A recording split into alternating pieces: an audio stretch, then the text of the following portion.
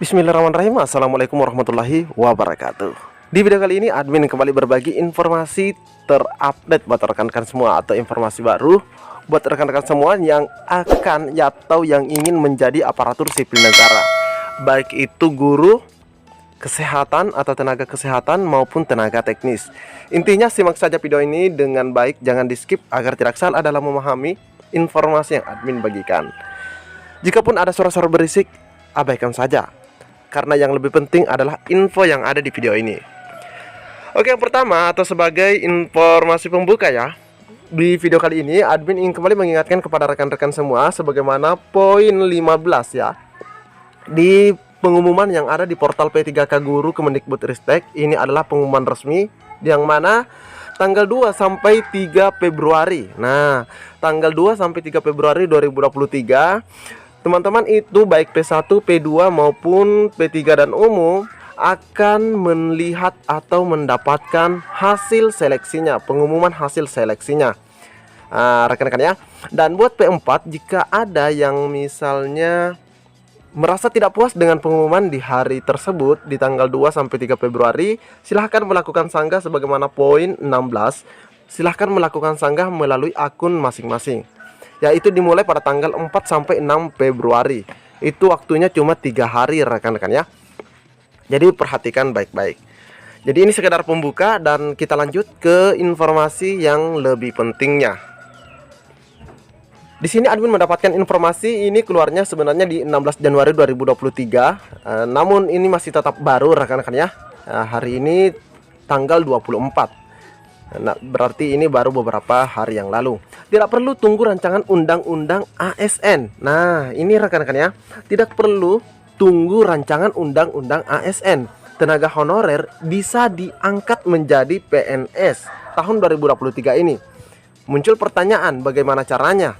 Nah, di sini akan dijelaskan caranya. Oke, kita simak baik-baik rekan-rekan ya. Bagi para tenaga honorer yang ingin menjadi PNS tahun 2023, tidak perlu menunggu rancangan undang-undang ASN disahkan resmi. Nah, ini ya, disahkan resmi menjadi undang-undang. Tenaga honorer bisa mengikuti program seleksi yang dikeluarkan oleh Kemenpan RB di tahun 2023 ini. Hal ini bisa menjadi harapan bagi tenaga honorer yang ingin karirnya menjadi ASN di tahun 2023 bisa segera terwujud. Nah, sahabat ya, karena daripada menunggu rancangan undang-undang yang masih saat ini masih menjadi bahasan rapat di Dewan Perwakilan Rakyat, lebih baik tenaga honorer bisa mengikuti seleksi dari pemerintah berikut.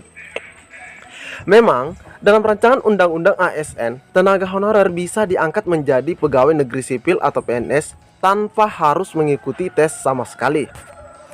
Hal ini terdapat dalam rancangan undang-undang di pasal 131A yang menjelaskan kalau ada 4 kategori, yaitu pegawai tidak tetap, pegawai tetap non-PNS, tenaga kontrak, dan tenaga honorer yang bisa diangkat menjadi PNS atau pegawai negeri sipil jika sudah bekerja cukup lama dan terus menerus. Itu syaratnya rekan-rekan ya.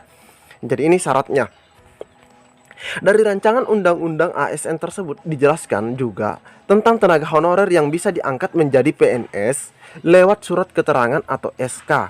Nah, rekan-rekan ya, SK atau surat keputusan yang dikeluarkan sampai tanggal 14 Januari 2014. Jadi yang memiliki SK atau yang dikeluarkan pada tanggal 15 Januari 2014.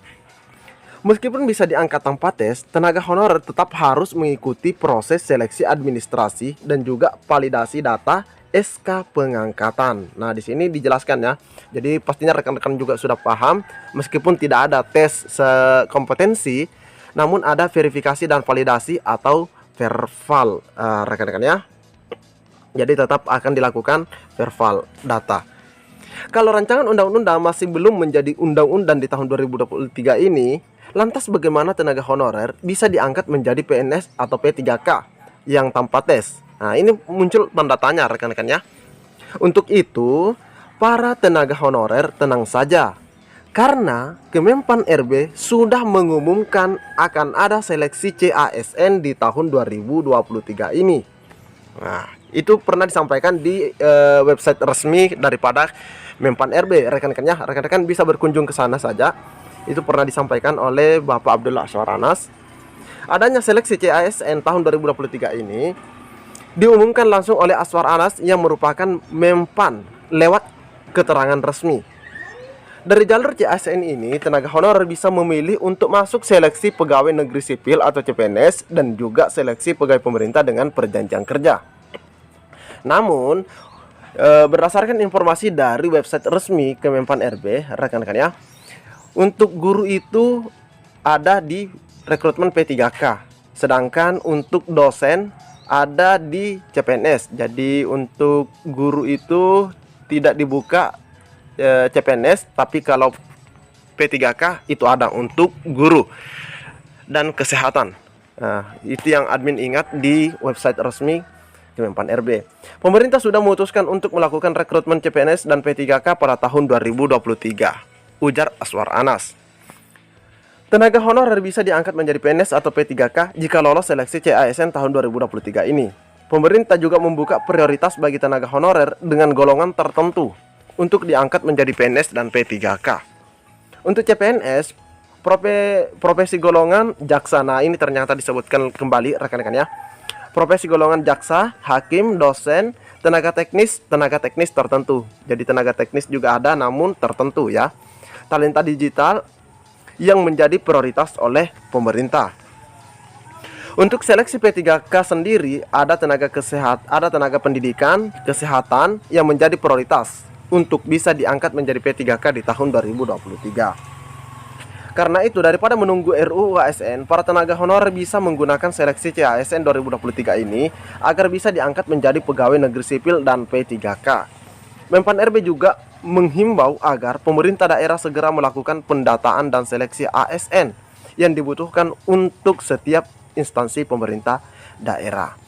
Bahkan Mendikbudristek menyampaikan bahwa paling lambat itu di bulan Maret, akhir bulan Maret, usulan formasi dari semua pemerintah daerah itu sudah masuk terkait kebutuhannya, rekan-rekan ya, untuk CASN 2023 ini. Jadi untuk CASN atau untuk menjadi aparatur sipil negara tanpa menunggu rancangan undang-undang disahkan, kita bisa memanfaatkan ya rekrutmen CASN di tahun 2023 ini, rekan-rekan ya.